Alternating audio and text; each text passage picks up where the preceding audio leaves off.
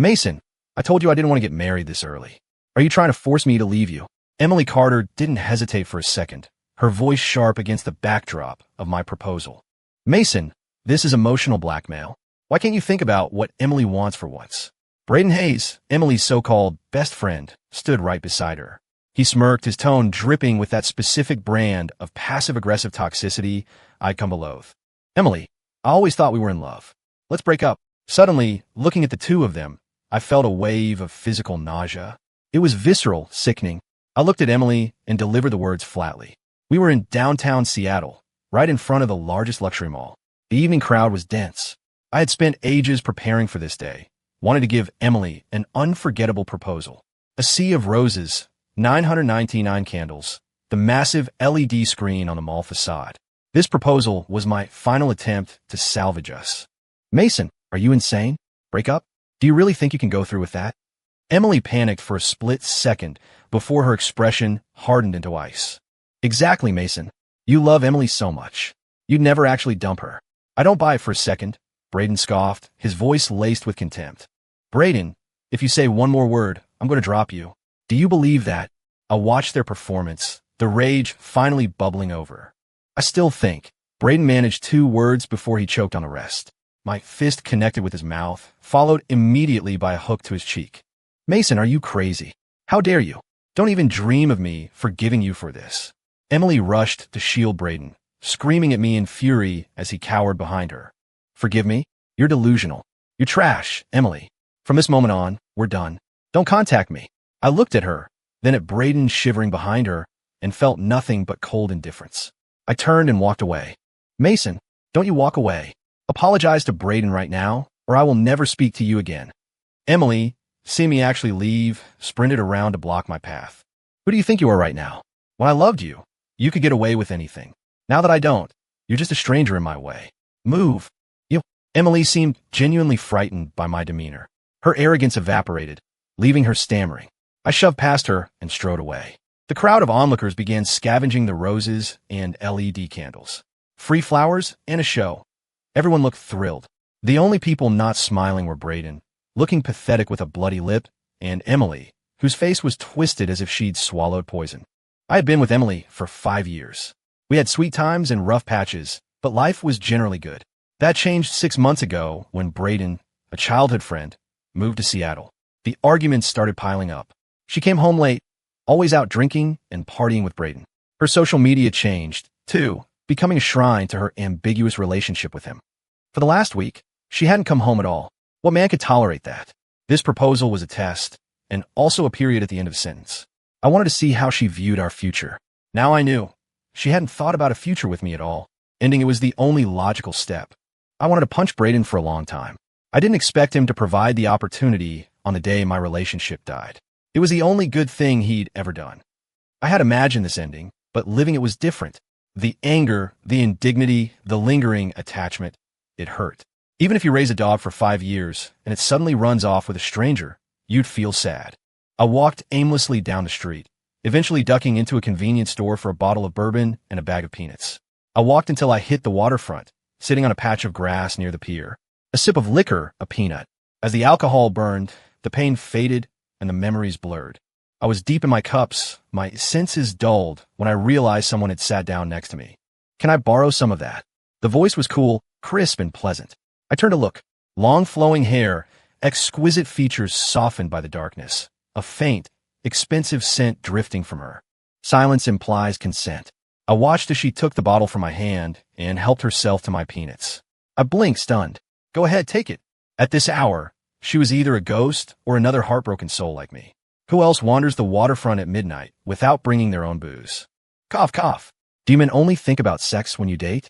Can't you wait until marriage? Are you all that desperate? The silly woman had taken a massive swig of the high-proof bourbon and nearly choked herself out. I don't think you can generalize like that. Not all men are like that. I slurred slightly, rubbing my nose self-consciously. You don't look like a good person either, she said, shooting me a look of disgust. I'm not a good person. You're drinking my booze and eating my food. Aren't you afraid of getting drunk and taken advantage of by a bad person? I retorted, annoyed. Am I pretty? She suddenly turned to face me fully. A face so beautiful it shouldn't exist entered my vision. Beautiful. Breathtakingly so. You're all right, I guess. I mumbled, looking back at the water, my heart rate spiking guiltily. Huh, man. She finished her assessment and looked away, sneering. Can we have a little respect here? Haven't you heard the saying, don't bite the hand that feeds you? I roll my eyes. We chatted sporadically, trading insults and sips until we finished the bottle. I knew I was drunk. I knew she was drunk. She stood up unsteadily, preparing to leave. I turned to watch her go. She hadn't even said thank you. She barely made it 2 steps before she collapsed. It looked painful. I shook my head, swaying as I stood up. I walked over and hauled her up with difficulty. She was muttering something I couldn't catch. I dragged us to the roadside and hailed a cab. The driver, eyeing us suspiciously, handed me 2 vomit bags before letting us in. My eyelids were heavy, consciousness blurring, but I fought to stay awake. The driver dropped us at a hotel. I paid the fare, supported the now unconscious woman into the lobby, and booked a room. I carried the foolish woman into the room. I intended to just drop her on the bed, but her weight pulled me down, and we toppled onto the mattress together. The next day, I lay on the hotel bed staring at the ceiling. In my hand was a note and a stack of cash. Tears welled in my eyes. The note read, "Men are all trash. We're even." Beside me, a large square had been cut out of the bedsheet with scissors. The bourbon was gone, and so was my innocence. I called my office and took a personal day. I wasn't in the mood to work. I left the hotel and went home, the apartment I used to share with Emily, now just mine. My parents, successful business people back east, had bought the condo for me to use while working here. Being business people, they didn't trust easily, not even their own son. The deed was in their name. I was just a tenant. Their rule was simple. No marriage, no transfer of title. They clearly didn't trust my taste in women. Well, they were right. Emily wasn't there. She was probably at work, judging by the breakfast leftovers on the table.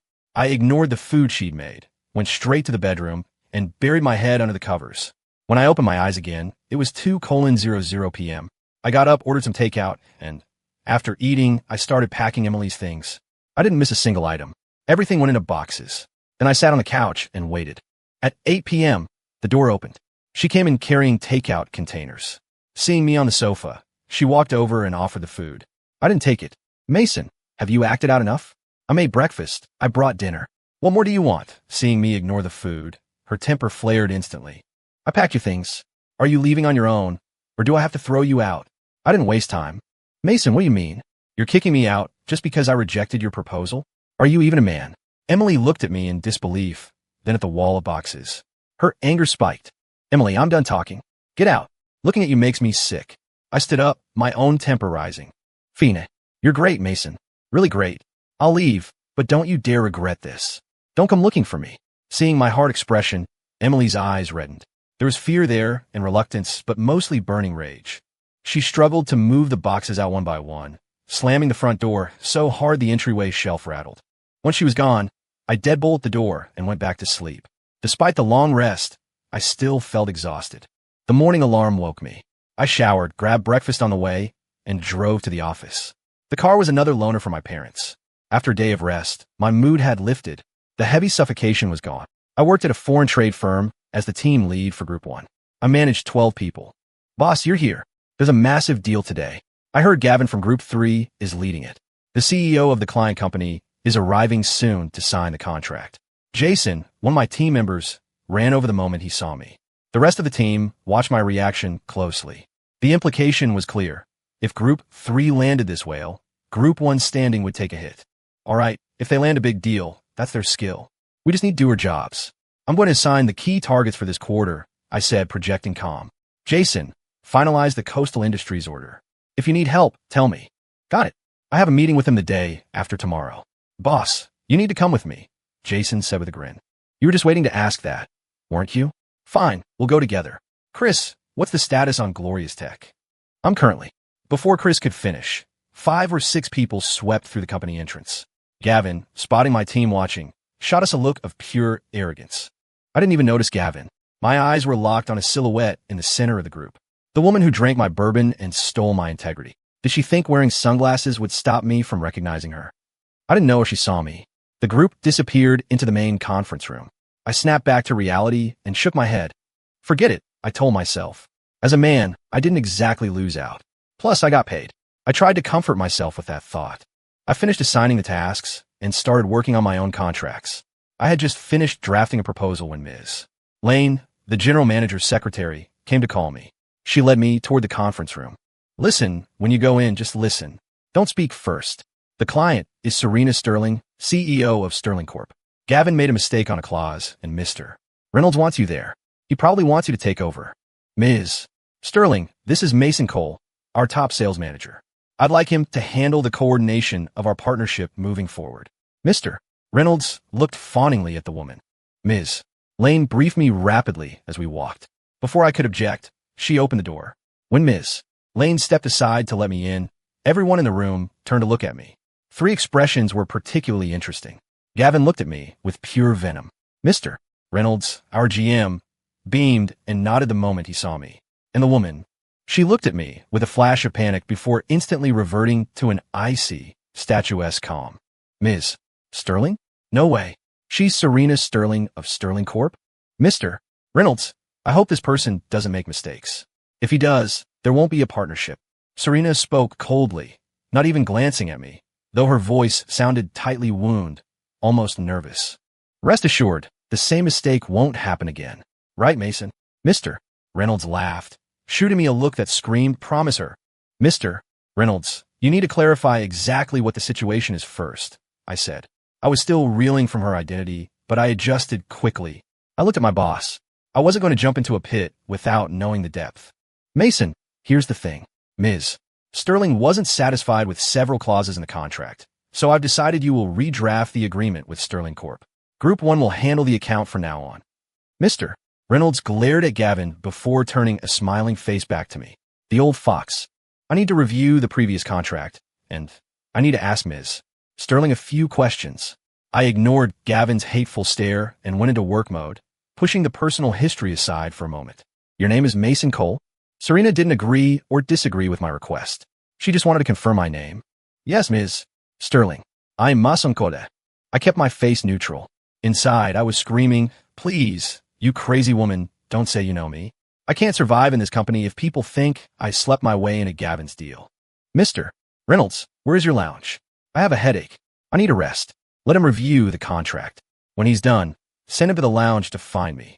Serena ignored me and addressed the boss. Ms. Sterling, is it serious? If you're unwell, we can reschedule. Mr. Reynolds asked with concern, though anxiety flickered in his eyes. He was terrified of losing the order as she walked out. It's fine. I just need a moment. Her voice was faint. Ms. Lane escorted Serena and her assistant out. The rest of us stayed. Mr.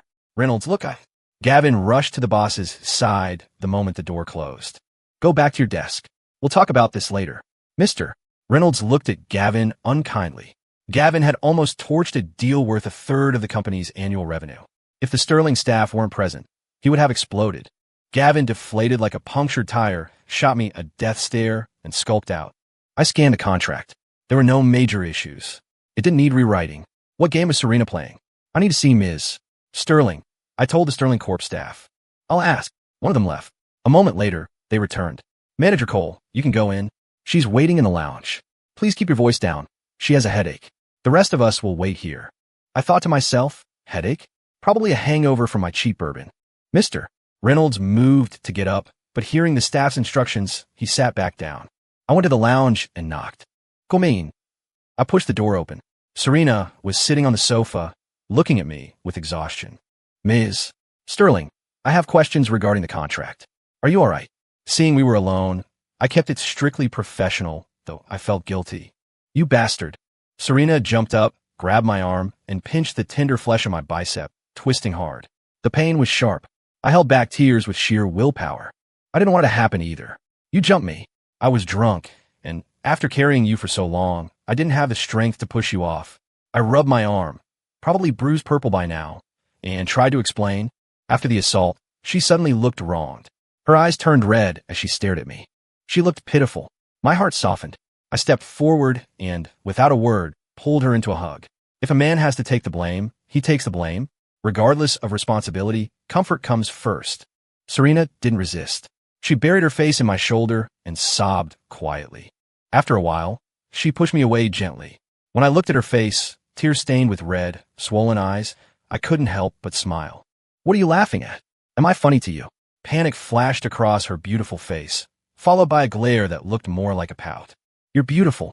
I feel like I missed out on seeing this properly. I looked at her earnestly. I thought we wouldn't meet again. I thought I could pretend nothing happened. Even if I saw you, I thought I could look you in the eye and feel nothing. But I can't. So you purposely picked holes in the contract to make me take over? I asked. So what if I did? Her righteousness was unexpectedly cute. Are you trying to be my girlfriend? What else can happen? We already did that. Then let's try dating. If it works, we make it official.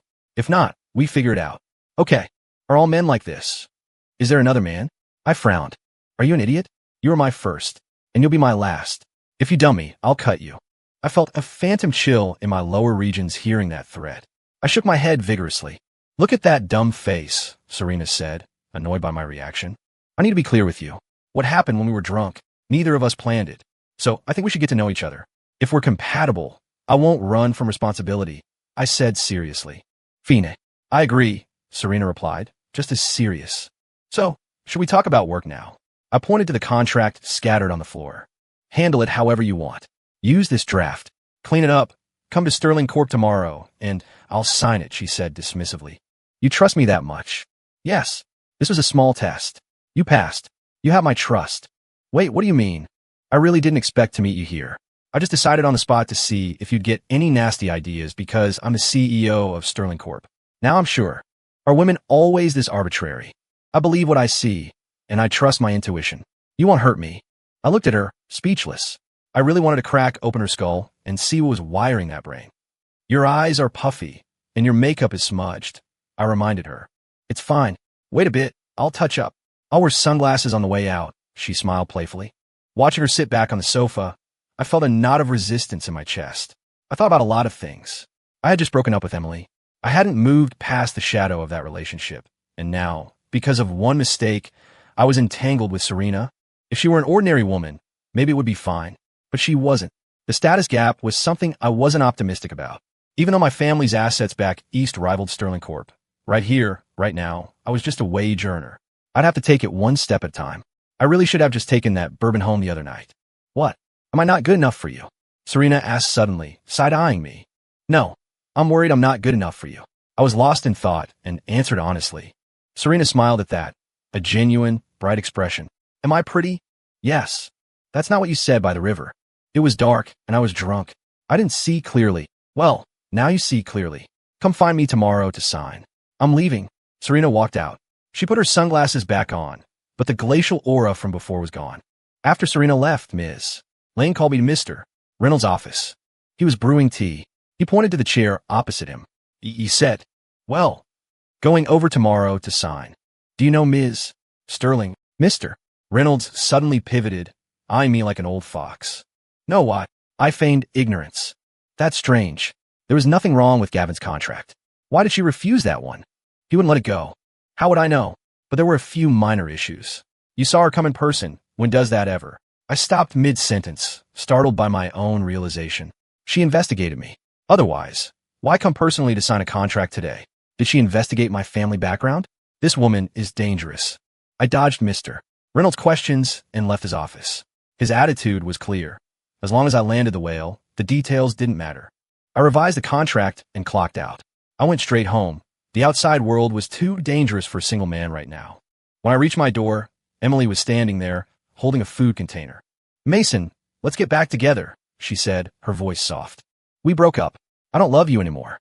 How we get back together? When you were obsessing over your best friend, did you think about me? 5 years, Emily. Did you ever think about a future? You were unfaithful to our love. You treated marriage like a joke, and you treated me like I didn't exist. Only your male best friend mattered. A girlfriend with no boundaries, a relationship with no intent of marriage. I don't need that. Is that clear enough? I said it all in one breath. The bitterness in my heart evaporated completely. I didn't. Braden is really just a friend. There's nothing between us. As for marriage, I just wasn't ready. Please give me more time. Can we just make up first? Let me ask you 2 questions. If I had a female friend I hung out with every day, ate with, shopped with, and rushed to for every little thing, how would you feel? I asked, throwing her ridiculous logic back at her. That's different. You have a girlfriend. Emily's face flushed red. She looked down, unable to meet my eyes. Second question. If you're unsure about marrying me, what is the point of having a boyfriend? Don't tell me it's for love. I Emily, you took my kindness for granted. You enjoyed being chased and adored. You treated everything I provided as your entitlement. I see you clearly now. Actually, I should thank Brayden. His arrival showed me just how cheap my love was to you. No, it's not like that. Emily looked stunned, like her brain had short-circuited. Tears streamed down her face. She shook her head, dazed, and walked away. I opened the door, stepped inside, and locked it. I leaned back against the wood, tears falling involuntarily. I laughed while I cried. The last vestiges of anger and sadness vanished. My thoughts drifted to Serena, cold and distant to strangers, but vibrant and expressive with me. Like she was with family, no mask required. We had only shared one night, yet she dared to love and act on it, just like I had with Emily in the beginning. But with Emily, I got 5 years of being taken for granted. What would I get with Serena? I wasn't sure, but I was certain of one thing. I would never hurt this woman who was ice on the outside and fire on the inside. There's no such thing as love at first sight. That's only in stories. My mind made up, I stopped agonizing. I would let things with Serena flow naturally. The alarm woke me. With the emotional baggage gone, I felt lighter. I slept better. I printed the contract at the office and went straight to Sterling Corp. I signed in at the front desk. The receptionist was calling up to confirm when someone tapped my shoulder. I turned around. Serena was standing behind me, her eyes smiling. Ms. Sterling, hello. He says he's here to see you. I was confirming. The receptionist said, looking between Serena and me. The glimmer of gossip in her eyes was unmistakable. No need. I'll take him up. Thank you. Serena turned toward the elevators. I thanked the receptionist and followed. Employees waiting for the elevator greeted Serena respectfully. She nodded in acknowledgement. When the elevator arrived, everyone stepped back to let Serena board first. She walked in without hesitation. Then, nobody else got on. Serena stood in the car, staring at me. I braced myself and stepped in. The doors closed on just the two of us. Are they afraid of you? I asked, bewildered. Maybe. Are you afraid of me? She stared at me intensely. Why should I be? I don't work for you. I grinned. Then why didn't you call me yesterday? She shot me a cold look. I want to sleep early. Didn't even eat dinner. And who said I have to call you? Isn't that what boyfriends and girlfriends do? She asked self-righteously. Okay. I was about to say we aren't official yet, but the temperature in the elevator dropped 10 degrees. I corrected myself quickly. I investigated you. You don't mind, do you? I didn't dig deep, just wanted to know who you were, where you lived, where you worked. She had an expression that said I did it. I admit it. Then what was with the note? Didn't you say we're even? Why investigate me? I rolled my eyes. I told you. I thought I could let it go, and I didn't want to lie to you. Going to your company was a last-minute decision. I just wanted to see you. Honest. No pretense. Women. I sighed. We're here. Get out. I followed her, under the gaze of the entire floor, into her office. She told the staff waiting for signatures, including her assistant, to wait outside. Aren't you afraid they'll gossip? I asked, worried about her reputation. Their mouths are their own. Let them talk. She sat on the sofa and pointed to the spot next to her. I didn't stand on ceremony. You said. She looked at me, but didn't speak. Aren't you going to offer me water? You drank a whole bottle of my bourbon. Cup on the table. Help yourself. That's your cup. Disgusted. I looked at her, speechless. Suddenly, I didn't want to talk to her. You have a girlfriend? Did you break up? Her topic change was abrupt. We broke up that day. Otherwise, why would I be drinking by the river? What a coincidence. I broke up that day too. He cheated on me. That's impossible. You seemed like you didn't listen to a word I said at the river. He wanted me, but I wouldn't even let him hold my hand. So he found someone else. I thought I would be devastated, but I wasn't. I went to the river to figure out why I didn't care. Was she explaining her purity to me? You don't need to explain. The past is the past, right? I want to hear your defense. I held hands, kissed. Never went to the last step. I said, embarrassed. I knew it. Men are trash. Her brow furrowed, her face darkening. You asked me to say it. Couldn't you just? Never mind. Topic closed. She grumbled. Signing the contract took all morning. This brilliant operator, was surprisingly transparent. According to her logic, since there was a high probability we would end up together, perhaps even married, honesty was a mandatory condition. Trust was the foundation. She spoke like a true merchant, spinning logic in circles. Luckily, I've tasted the bitterness of love and was raised by 2 business sharks myself. Let's go. It's noon.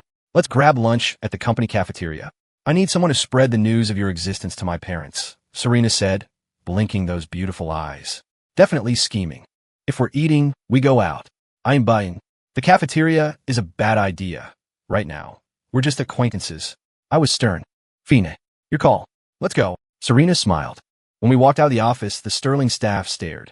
Her assistant approached, but Serena signaled her to wait. She signed a few documents on the fly, barked a few orders, and walked into the elevator with me under the scrutiny of the entire floor. We found a standard restaurant nearby and ordered a few dishes. Want a drink? I asked out of habit. As soon as the words left my mouth, I saw Serena looking at me thoughtfully. Sure, let's drink. If I get drunk, you can take me to a hotel again. She gave me a, I know what you're thinking look. Never mind. Bad habit. I'm used to dining with clients. Don't overthink it. I realized immediately she had misunderstood. What was going on in her head? We ate and talked. Adding to the morning's conversation, we now knew the details of each other's lives intimately. Just as we were finishing, a shocked and angry voice rang out behind me. Mason? Who is she? I turned. Emily and Braden were standing there. Emily was glaring at me, trembling with accusation. Are you done eating? I ignored them, turning back to ask Serena. Mason, you broke up with me for her, didn't you? You gaslit me. You're the one who cheated. You forced me to leave so you could be with her.